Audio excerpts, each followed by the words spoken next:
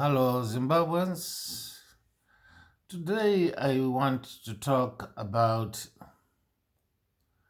the political transformation of Zimbabwe if things are going to be okay for us. Last time I talked about the economic change. Now, like usual, I always want to look back, start from where we began.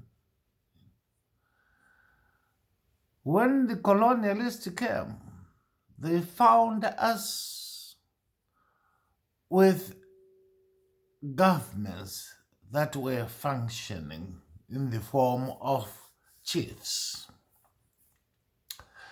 They did not disturb those functions. They did not disturb the chieftaincy systems and the chieftaincy way of governing. They preserved it. The only thing that they wanted was the method of control. And the method of control was putting every chief under the purview of the native commissioner. But otherwise, the chiefs ruled through their dares. There was no introduction of any parliamentary procedures, any party politics in our chieftain system of governing. We ruled by consensus. And even when we became independent, we did not reform chieftaincy. We preserved them. And like the colonialists, we just wanted to use them for our political purposes. And therefore, we maintained them as civil servants. They maintaining their colonial status. The red gown, the hat, and the so-called watch, Those are remnants of colonialism, but we preserved it. Like we preserved everything, including the Westminster type of government. But we must realize that the colonialists also knew that it was impossible for us to practice their own system. That's why they did not want to reform the chieftaincy system. In some places like Nigeria, they called it indirect rule, where they allowed the chief, the king, to rule the way he was ruling instead of changing to the British system.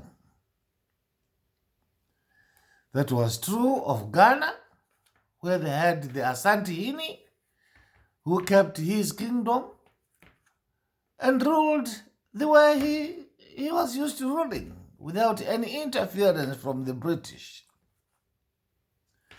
So all I am trying to point out is this, that why can we not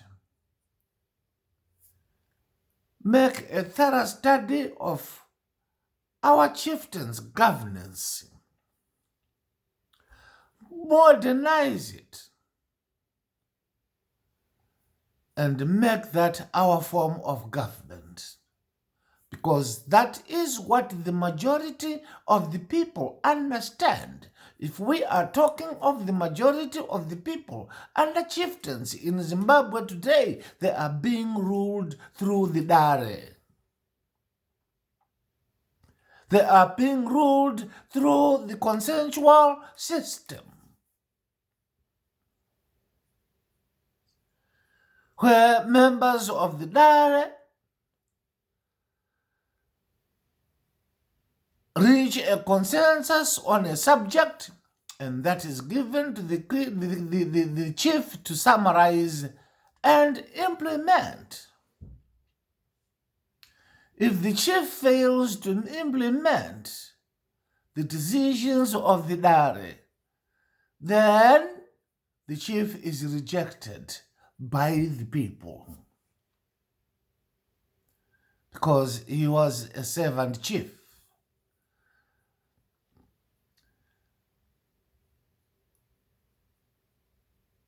So, well, I know this is the voice in the wilderness, but it's a voice of true revolution.